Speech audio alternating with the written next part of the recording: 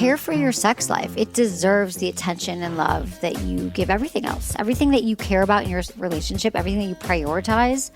You don't just become a great athlete. You don't just become a great chef. You don't just become an excellent employee. It takes work.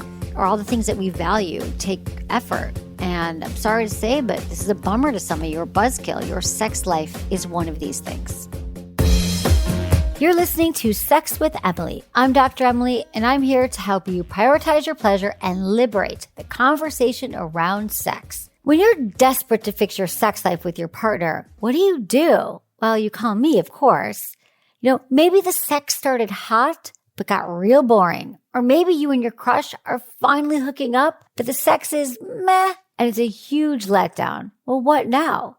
Well, in today's Best of Hotline show, I'm sharing some of my favorite listener questions and letting you listen in as we talk through solutions. We've got sex-stonewalling partners, compersion versus cuckolding, a self-described lazy lover, bisexuality, plus a squirting tutorial. Trust me, if you've got the right communication skills, you can talk through anything. And on this episode, I help you make those sex talks way less gnarly. All right, intentions with Emily. For each episode, join me in setting an intention for the show. Well, my intention is to show you how important communication is for all different aspects of your relationship and what a game changer it can be in the bedroom. Please rate and review Sex with Emily wherever you listen to the show. My new article, How to Explore Anal Sex, is up at sexwithemily.com. And check out my YouTube channel for more sex tips and advice. If you want to ask me questions, leave me your questions or message me, sexwithemily.com/assemily. Or just call my hotline, 559-TALK-SEX, 559-825-5739. Always include your name, your age, where you live, and how you listen to the show. Totally cool to change your name if you want to remain anonymous. All right, everyone, enjoy this episode.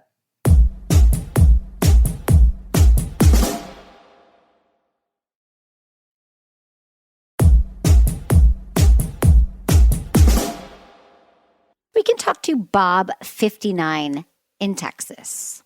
Hi, Bob. What's going on? How can I help? I've been with the same lady for nearly 40 years. We've had an awesome relationship all the way through up until just the last few years. And, of course, we've had our life changes. We've had kids grown and gone and kind of got the empty nest thing going on now. But her need, even so much as idea of sexual relations, have just really dwindled to nothing.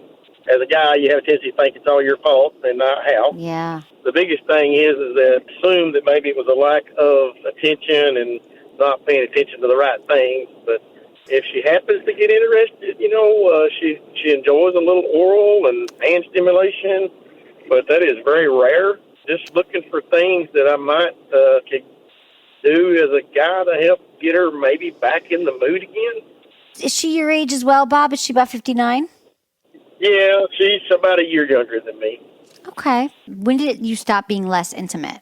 I would say it become very, very noticeably slow, maybe about 5 years ago. So somewhere around 55, 54, somewhere along in there. And I know, she's going through or going through her menopausal changes, and I know that has a lot to do with things. And, she 1 minute she's freezing to death, the minute she can't have any clothes on. And but it's just the overall, I think the thing that has hurt me the worst, it's almost like she does not want to lay hands upon me for any reason. Have you talked to her about this, Bob? Have you let her know how much you miss your intimate life? She's hard to talk to, always has been, in the sense of, now, if you're having a conversation about the cats, that's okay. But when you get to personal matters, she gets very defensive. Yeah, yeah. I'm sorry, Bob. This doesn't sound easy. It was more of not my problem, it's your problem. And she has never been one to offer nor participate in any type of hand stimulation on my side. No hand jobs. It's not been her thing. It's not, right. And it's not going to be no oral. That's just a given. And, she won't give you a blowjob, anyway, No oral sex. You're talking about something that's very common in couples, especially as you get older. She's going through menopause. Oh, we've had a lot of, it's just so hard because the body does change. Our hormones drop. We have more dryness. Women have less lubrication, less desire. All of that is true, but it's not a fixed state. So our brain is the most powerful sex organ. So if we can have our brain, active somehow, if she could be willing to say, yeah, I know this is an important part of our commitment to each other, is that we both agree to work on our intimacy. And I think that this happens to women and it happens to men where they're like, I've had enough sex or I'm done with it. But it's just, she can't just say I'm no longer doing it. So does she move her body? Is she healthy? No, she's never been. We're about as opposite as the sky. I played ball, was athletic forever. She's I call her my bona fide city girl. She's just she's not much for outside activities. And I think there's theories of if a guy gets sweaty, it may not be worth doing. And, right. Would she be willing to? And that's some of right now. I think it's the effort it takes, to be part of. I understand what you're saying, and I get these calls that people are struggling with this, and it's really just a matter of letting her know that it's really something that's important to you, and it's also about your tone and how you bring it up, and saying, I really miss our connection. It could start with back rubs. It could start with hand. Yeah, but you got to tell her this in a way that's really loving and really, you love each other. You've been together for 40 years. And I think that maybe there's a way, if you keep bringing it up in a loving way that's curious and saying, like, how can we problem solve this? I think we can both agree that our intimacy is really important. I come across your program by accident, but there's some topics that you've talked about where to bring up conversations and not bring up conversations. And I was like, crap, I never thought about that, Yeah. Timing, tone, and turf. You don't do it in the bedroom. Don't do it when you're angry. Don't do it when you're hungry. No. And be curious. I think the first few times that I tried to bring it up was during or, put on your sexiest move you possibly could ever dream of, and it just flops, go, crap. Yeah. And then you're like, you never want to have sex. That's the problem. We often bring it up when we feel rejected again. We're like, God damn it, we never have sex. But when you bring it up out of the blue, find a time, Bob, when you guys are hanging out and you're having a lovely time. Maybe it's dinner or you feel like you're in a great mood over breakfast. You could say, babe, I got to talk to you about something. I really miss our intimacy. I miss the way we used to connect and have sex and be intimate. And that's something that I really need. And I think that you might need it too, but I understand what you've been going to and it can be hard. I've got some ways that maybe we could figure this out. We could go to therapy. You could go to a hormone doctor. We could start to, do massage and find ways. I know. So Bob, these are all the ways, you've been listening. I don't have the magic bullet for you, but I do have ways that you could try to have the conversations with her again and let her know how important it is. Okay, Bob? Yeah. Thank you. So just have one conversation and then call me back and let me know how it goes. Thanks, Bob. You guys, this libido thing is every age. It happens to couples that there's mismatched libido. And there's typically one partner who has the high desire and one partner has a low desire, right? And typically the partner who has a low desire has all the power in the relationship. That's the one who holds the sex power. They're the one who decides, yes, it's on, no, it's off. And that is tricky. So this is why I recommend, if you're listening to this right now and you are in a place in your relationship where you're like, everything's great. God, I'm so glad we're not there. Gosh, sex is like, woo.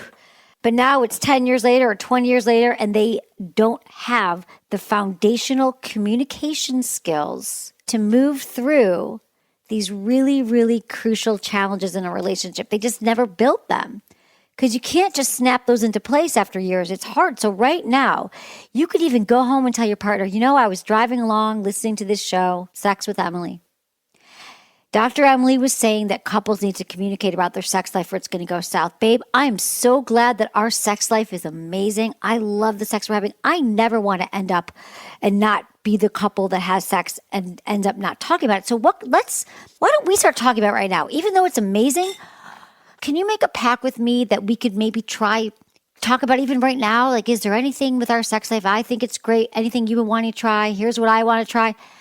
And see how that conversation goes. Because then it becomes a pattern.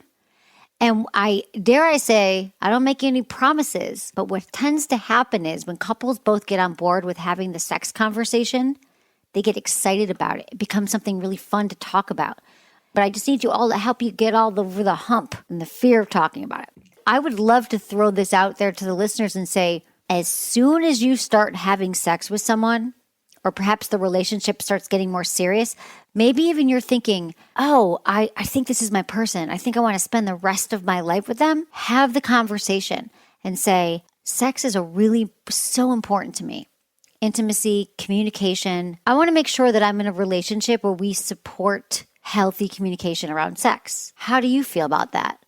Can you imagine how many people would be saved so much heartache if that person said, I will never talk. Yeah, I hear what you're saying, but I don't believe in talking about sex. Not anything I ever want to do. Well, then you have your information. Then you know, oh, wow, that's not someone I don't think that we're aligned. But the problem is we talk about, do we want kids? Do we want to live in the city? Do we want to live in the country? What religion are we going to practice? What's our lifestyle choices, but we don't ever talk about sex. It's like the dirty secret, the dirty topic that we won't talk about. We're like, we won't, because we assume it's always going to be amazing like it was at the beginning. That doesn't happen. Everything changes. Our weight changes, our health changes, our workout habits, our eating habits, the foods we liked 10 years ago, we might not like now, the clothes we wear. I mean, sex is exactly the same thing. It's not a destination, your sex life. It's not like, okay, check it off the list. We've got the sex under wraps. It's like everything else. It is a process, and it's always changing throughout your lifetime. After you have kids, perhaps your body changes and you're really busy with children, or you're really stressed out with work, or you have a death in the family, or you change jobs, or you go through menopause, you get older, you have a disability, something happens. I mean, all of these things impact your sex life. But if you don't have the tools in place to have healthy communications around sex, you're never going to be able to have a sex life that is healthy and satisfying for the long term. It's just not going to happen. I've seen this. I hear this. Care for your sex life. It deserves the attention and love that you give everything else. Everything that you care about in your relationship, everything that you prioritize. You don't just become a great athlete. You don't just become a great chef. You don't just become an excellent employee. It takes work. Or all the things that we value take effort. And I'm sorry to say, but this is a bummer to some of you. You're a buzzkill. Your sex life is one of these things. Let's talk to Rick in Ohio. Hi, Rick. What's going on? Thanks for calling. Not much. I just want to say that I definitely am attracted to both sexes, but I feel like I'm leaning more towards men. Is it possible to be, bisexual?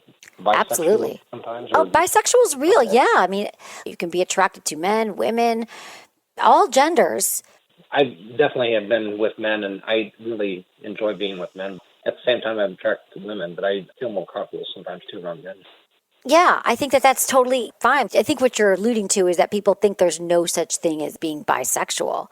But how could you tell a whole group of people that they don't exist? It's not a phase, it's not a thing. And I think that there's a lot of people who are bisexual, and they just go through a lifetime of repressing it because they don't understand how you could be attracted to all genders. They might be attracted to trans people. They might to everyone. So yeah, Rick, has it been a problem for you, or you're just wondering about the labels here?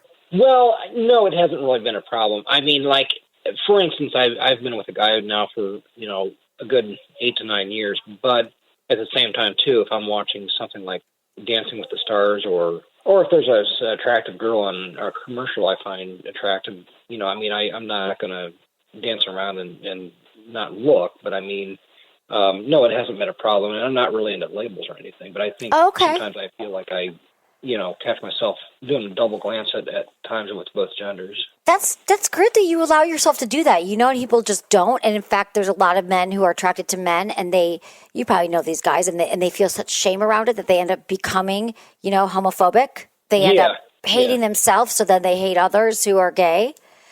So, sex I'm not I'm glad. I'm saying you're a good example, Rick, of a man who's being totally honest with yourself, Even at home, I've got, a Playgirl magazine, but yet I've got a Playboy magazine. I mean, I've got, I enjoy looking at both from time to time. Yeah. To me, I think that means that you are open. And, think about it. If everyone was paid attention to their bisexuality, or that they could be, that sex is a spectrum, just like gender isn't binary, our biology. And so that's true that, isn't either, that sex exists on the spectrum, but I think that, and that's what Kinsey talked about, is that sex is a spectrum, and a lot of us women are more likely to be on the, 4 or 5s when you think that one is straight. And have women been a little bit more open about that over the years? Are there Yes. more women that are more like that, or just? Okay. I think that women are more women tend to be more bisexual. We tend to hear about it more. They tend to act on it more. Because I believe there's less of a stigma. And you're seeing it more in culture, and it's just more accepted overall. And it's more visible, but men don't see this. Men don't see it as much, right? That you can be bisexual. I think women have been that way for years, though, right? I think that men and women have always existed on a spectrum sexually, but I think that there's more permission given to women and there's more celebration of women being bisexual than men.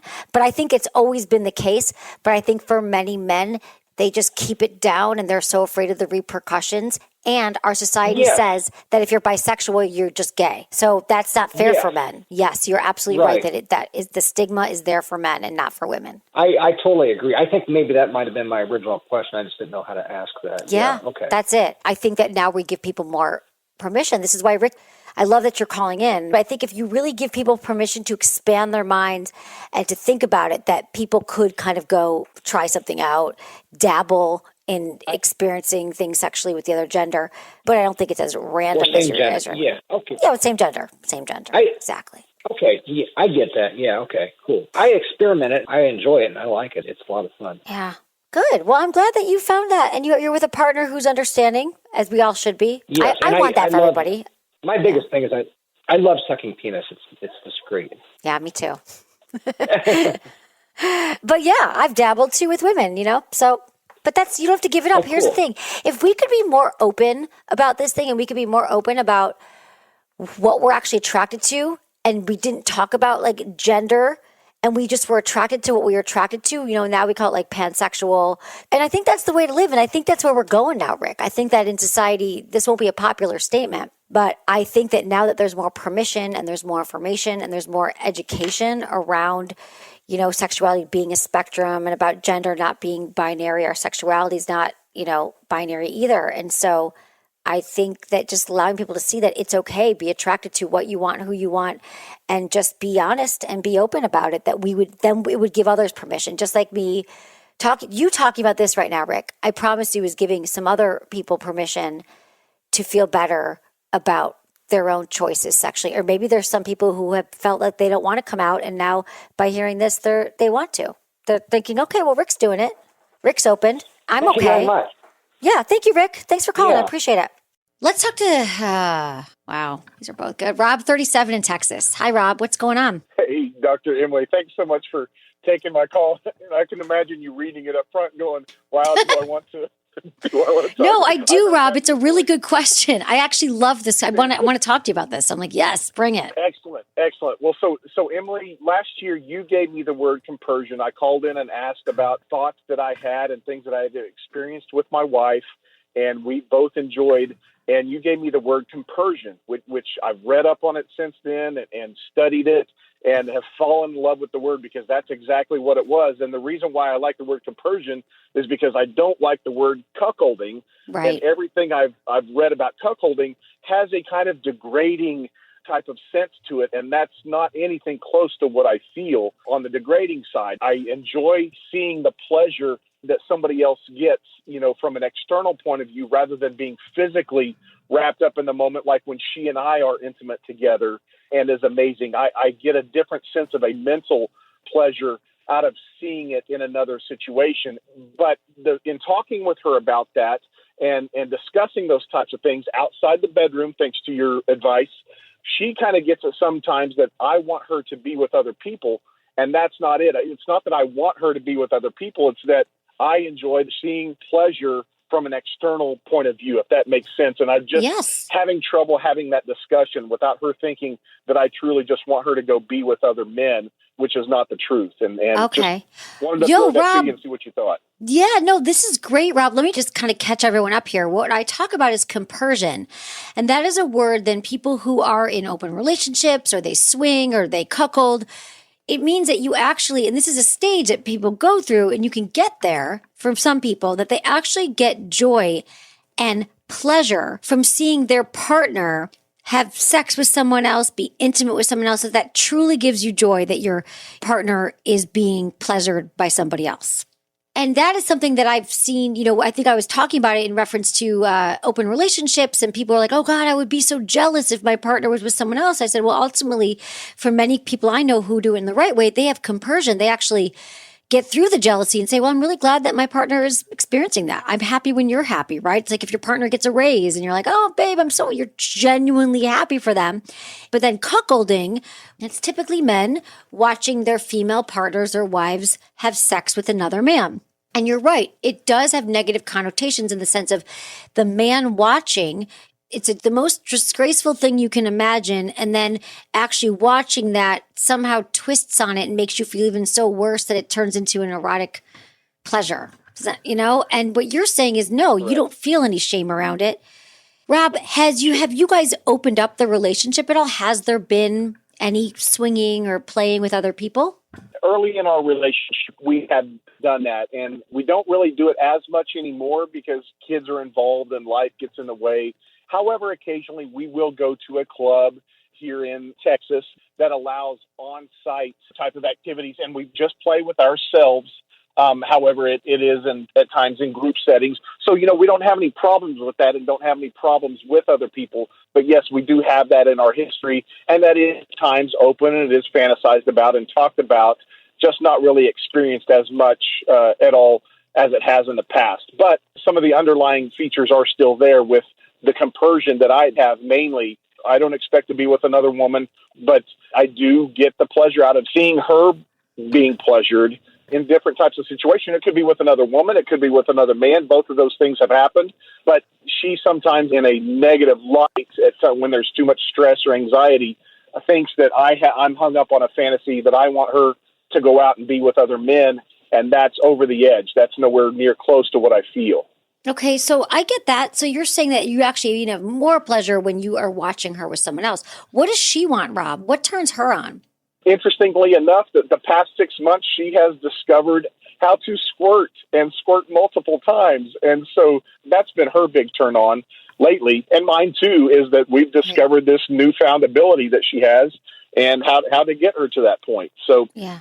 Right. Does she want to be with other people? Like, does she want that right now, current day? Well, we talk about it at times, but I can't tell whether she's saying that to please me in a fantasy mode or whether that's something that she really wants, because, it's different times of, alcohol involved and partying all night and hormones getting involved that I can't really break that down enough to see whether that's truly a want or that's something that she's saying because she knows that that's what I want, even in a fantasy type of situation. Well, that's what we got to get to then, Rob. I don't think it's about her believing in compersion or not. I think it's just you said you listen, timing, tone, and turf outside the bedroom conversations. This is something that you need to have again and again and to be open and curious and honest.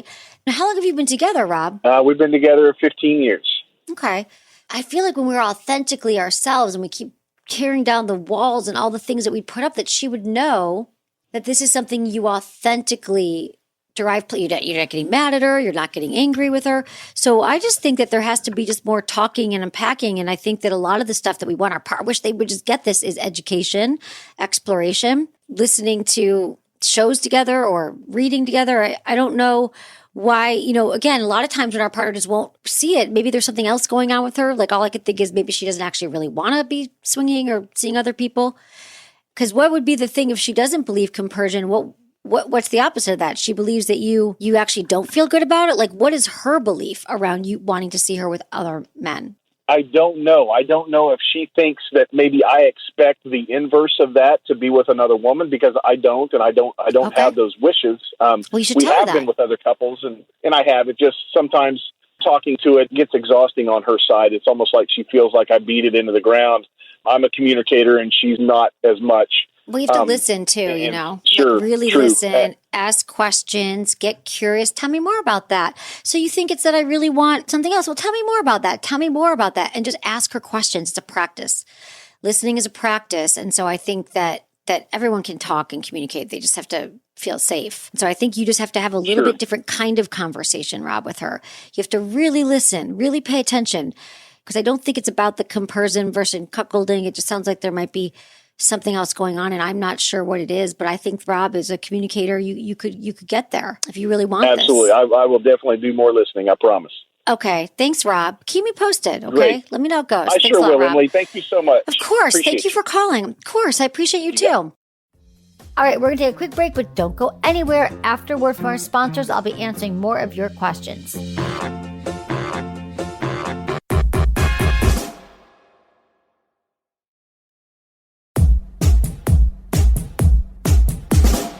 Shauna, 40, in Rhode Island, has a question. Hi, Shauna. Thanks for calling. Hi, thanks for taking my call. Of course. So I have a dilemma. I have known this guy since high school, and we always kind of had a flirtatious relationship, and throughout the years have always had high sexual chemistry and all that, but it just never worked out. So now, all these years later, we finally got together. We've been dating for 2 years, and sexually, I'm very disappointed. And it's just not what I thought it was going to be. All those times that we just messed around and never took it all the way, and now that we have, it's just not all that. And he's not very well endowed, and I don't know if that should be a deal breaker or not. Well, tell me what isn't as good. Besides his penis size, we could circle back to that, but how is he not a great lover to you? How is it not great sex? What's the challenges?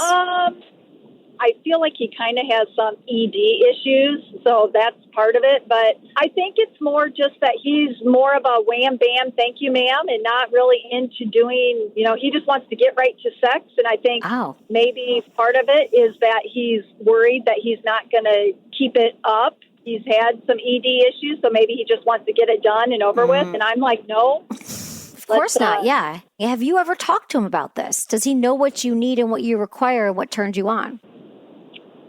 Yeah, I kind of have, yes, but I don't think he doesn't want to satisfy me. I just think it's more of a confidence thing. Not that he's not confident, but I think he's worried that he won't be able to perform. Yeah, that's probably it too. So these are all things that you talk about outside the bedroom when you're hanging out, not in the bedroom, not right after it happens, but you say, I want to talk about our sex life. And I know that this happens. Now, is he PE or ED? Like he gets hard and can't stay hard, or he ejaculates in a minute? No, he has trouble getting hard. And he's taken like Cialis and Viagra, and I feel like that doesn't get him as hard as he really should be. Yeah, so I mean, I bet you all of those are true, but if I feel like he's got to know what pleases you, and that, I think that for a lot of men, how is he your age too? Is he 40? Yep.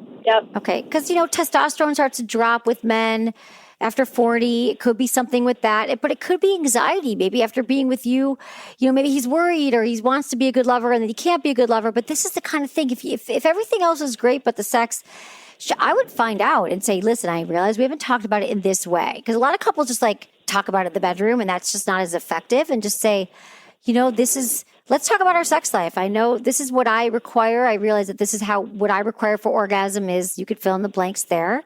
And just say, I know that it's frustrating, with your erectile challenges. And I'm just wondering, what are you into, or what can we do together? Like maybe he could get his testosterone checked. I mean, I just think he has to understand, how would you feel, Shauna, if he made sure you had an orgasm? Like he went down on you, or he used a toy or his fingers. Would you be okay with that? Because I don't know if he doesn't know by now, because some men don't know what pleases women, or maybe he doesn't.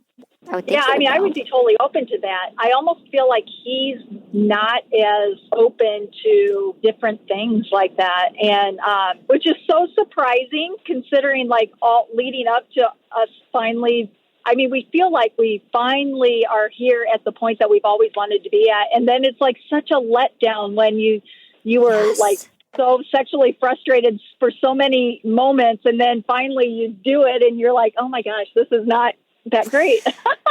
I get it, Shauna, but I'm going to say it's been 2 years. And so that's a long time for you to be sexually frustrated. Because my mission here at Sex with Emily is just to get people to talk about it right away, but most people don't, Shauna. I mean, I hear from people like in the same situation. Some people are married for 20 years and they've never talked about it. So I would say that before you ditch it, I think that having a conversation and saying exactly what you just said to me, maybe it's that you're not sure what I need. I know we haven't talked about it. I know this might be awkward. Like, be honest and say, I didn't think it was okay to talk about it, or I didn't want to upset you. But this is what great sex means to me. I really like to feel connected, and I like when you tease me or talk dirty to me or whatever the things that are that you need, Shauna. Give him a chance to figure out ways to please you. I used to think, if I have sex with a guy in his 40s, well, he's going to know everything. Nope. It's about men who've actually paid attention and maybe had a partner who explained to them what they needed, but he just might not know. Maybe he's been getting away with just hammering away for the last, 20 years. He wants to please me. I mean, I know he does, but... Well, here's the thing. You could say, I know that you want to please me, and I know that we both want to be great lovers to each other, but I thought I could make it easier for you to explain what that actually means to me. Let me tell you what I need, and then you can tell me what you need. And maybe he'll reveal something we had no idea. Like, this is why it's so fun, actually, once you get past the part where it's uncomfortable. Most couples thrive when they can communicate around sex. And then you'll know, Shauna, if he says to you, I can't talk about this, or I'm not into pleasing women, then you know. But if he's like, wow, thank you, I've been thinking about it, and then this could be a rebirth. And as far as like the size thing, I mean, I've been with people who weren't huge or anything. I think it's just the fact that he's not super hard. That's part of it too. Yeah, I would think that after 2 years of it not being that hard, and taking Viagra or testosterone, I mean, I think that he could get, there's a lot of great penis technologies now. There's something called Boston Scientific. His overall health, is he getting tested? How's his blood work look? Because if there's a problem with your heart or your brain, there's probably a problem with your penis. Yeah. And there's something called NELOWT, NELOWT, I believe, that he can just call and telehealth. They can give him a bunch of tests to figure out what's going on with his penis. So I think that he probably wants to deliver for you as well. He just maybe hasn't known what to do. Yeah. Well, thank you. That's all very great advice. So keep me posted. Let me know how the first conversation goes. I'll be here. Okay, Shauna? All right. I'll do that. All right. Yeah. See, guys, it's never about the size necessarily. Let's talk to Cindy, 55 in New Orleans. Hi, Cindy. So I have a question for you. I'm very, very lucky. My husband and I have a wonderful sex life. I'm multi-orgasmic. And about 4 or 5 years ago, my husband was able to get me to squirt. And now he is obsessed. He wants me to do it again. And I've been like, no, I don't want to try this again. I don't know what I did that caused it to happen. It happened. So I'd like to go ahead and fulfill his fantasy of having me do that again. But how does it happen? I mean, what did I do? Or what did he do that? I mean, a lot of times it has to do. Did it happen? Was he using his fingers, or were you having sex? Was he using a toy? Do you remember what was happening? And maybe I can explain to you more. Sure. He was using his fingers. Okay. And I was standing, and he was sitting on the love seat. Oh, okay. Well, this makes sense. So if you were standing, it means that your legs were closer together. You were probably tensing and relaxing your pelvic floor muscles, and you were probably clenching them together a little bit tighter too. So when you're standing, I actually, that's a really great way to squirt. I've squirted that way. And so I think that's probably why you were squeezing your pelvic floor muscles. He was using his fingers to penetrate you and going in and out and hitting your G-spot. So maybe try that again. It really is just continual stimulation of the G-spot. It helps to already be aroused, to have like a clitoral orgasm first. For some women, it helps to like kind of rub over the pubic mound, like right above your clitoris. Using the magic wand vibrator kind of works for a lot of people. Yeah. Use that over your pubic mound. Have him use his fingers and then place the magic wand on your pubic mound. But that's where you apply pressure with it. I'm telling you, it's been like this. We had the owners of Magic Wand a few months ago. We love them. And I'm like, have you heard this a lot too? They're like, yeah, all the time. So that's what happens. We had ours for years. Yes. Yeah, before I ever even discovered you, I was reading up and found one. And I thought, this is a good toy. Amazing. They have, it's I don't know when you got it, but they have one that's wireless now, cordless. Oh. Yeah. You don't even need to plug it in. Yeah, you don't need to plug it in. And it's just as powerful. It's cordless. I know. It was huge when that came out 4 years ago. Like, we had a parade. It was only in our office, but we were excited. So that's what it is. It's all G-spot. Play with the toys, play with his fingers, and stand up straight. That all makes sense to me. So Okay. I would Well, try to will recreate definitely that. Go ahead and Okay, I'll awesome. fulfill his fantasy. All right, again go this do me. weekend. And Thank you so again, much. don't feel pressure, Sydney, but why not? See how it goes again. Thanks, Sydney. Next up, we have Jim, 49 in Texas, who needs some help relaxing during sex.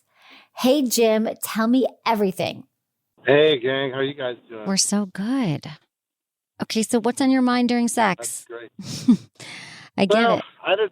I guess mostly worrying about getting an erection, I guess. Oh, okay. Because you haven't been getting one lately? Or, Not as, again, it's very inconsistent. okay. And at times, like, I've actually lost some weight, and I'm exercising a lot more and doing a lot more things. But then for some reason, I've actually had a harder time getting an erection. Okay. Are you taking any medications? No, Okay. And also, have you gotten your testosterone checked, your hormone levels checked? I have not. That's where I would send you first. I'm telling you, over 40, you're with the men, your testosterone levels drop. And if you're otherwise living a healthy lifestyle, I would think that losing weight and exercising and being healthy wouldn't have an impact. And if you're still into your partner and you're still like enjoying it, there's not like resentments build up and it's just really like, oh my God, my penis usually stays hard and now it's not, or it can't get hard. I would talk to your doctor and get your levels checked. If that's the reason you can't and relax. then I guess the other thing, sometimes, Yeah. again, when I'm really relaxed, it works a lot better, obviously. But then other times, I'm almost ahead of time thinking, okay, I'm going to have a problem here, and then I have trouble. Right. Okay. So this is so great. So Jim, this is like the classic, like this happens to everybody, men and women. We're like, it only has to happen one time for guys sometimes to premature ejaculate or not get hard. And then it becomes like this self-fulfilling prophecy, right? Like self-fulfilling penis. I was trying to think of like self-fulfilling penis prophecy that you're like, oh, I'm not going to get hard. I'm not going to stay hard. And then it's going to happen. So I would say that it's really about retraining your brain. And this is just the same. Have you ever done any like mindfulness or meditation exercises? Jim, is he gone? I think he's gone. It's like, it's the thing I want to tell you is that we all do this during sex. We like orgasm block ourselves, or we get so in our heads about how do I look? What does my partner think? Or that like, I'm not going to have an orgasm because I never had an orgasm. And then sure enough, you're not going to have an orgasm. So my best tips is that like, go easy on yourself, but then also learn to kind of retrain your brain to when you're in that moment, like the second your thought goes to, I'm not going to have an orgasm, you have to replace it with, for me, what works is being in the moment. Like, okay, I go to that thought and then I think, oh, I'm looking at my partner. I'm feeling my hands on their body. I try to incorporate all of my senses. So like touch, my hands are on my partner's body. I'm seeing my partner's beautiful face. I'm smelling this amazing candle that I just lit. I'm hearing the music. And when you anchor yourself in what's happening present time in the moment, you can't be in your head tripping about an erection or about your orgasm. It immediately drops you into the moment. And I do that even when I'm just like, during the day, if I'm stressed about something, I try to remember to do that. So that also can help you during sex. But then sometimes bring your partner into it. Like I think sometimes we silently suffer through the stuff when partners were like, oh, I hope he doesn't notice I get an erection. Or, if he's with, or Probably she didn't notice. that. Yeah, right. Or I hope she didn't notice that like I'm concerned it happened last time and will it happen again this time? Or I can't have an orgasm. Then we just trip it out. But if you're like, listen, I realized the last few times I know that one time I didn't get an erection, but I really believe the last 3 times it's because I'm freaking trip about it. And then if your partner's like, okay, then they can like laugh about it. I'm telling you, having some levity, then you'd be like, oh, okay, you don't think it's a big deal. I don't think it's a big deal. And then it might just pop up. It might pop up. I think you're right. Look what popped up. Look who showed up. It's my erection. Welcome to the bedroom. It's been a while.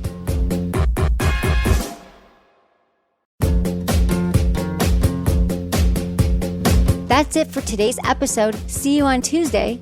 Thanks for listening to Sex with Emily. Be sure to like, subscribe, and give us a review wherever you listen to the podcast, and share this with a friend or partner. You can find me on YouTube, Instagram, Facebook, and Twitter at Sex with Emily. Oh, I've been told I give really good email. So sign up at sexwithemily.com. And while you're there, check out my free guides and articles for more ways to prioritize your pleasure. If you'd like to ask me about your sex life, dating, or relationships, call my hotline, 559-TALK-SEX. That's 559-825-5739. Or go to sexwithemily.com/askemily. Special thanks to Acast for powering the Sex with Emily podcast. Was it good for you? Email me, feedback@sexwithemily.com.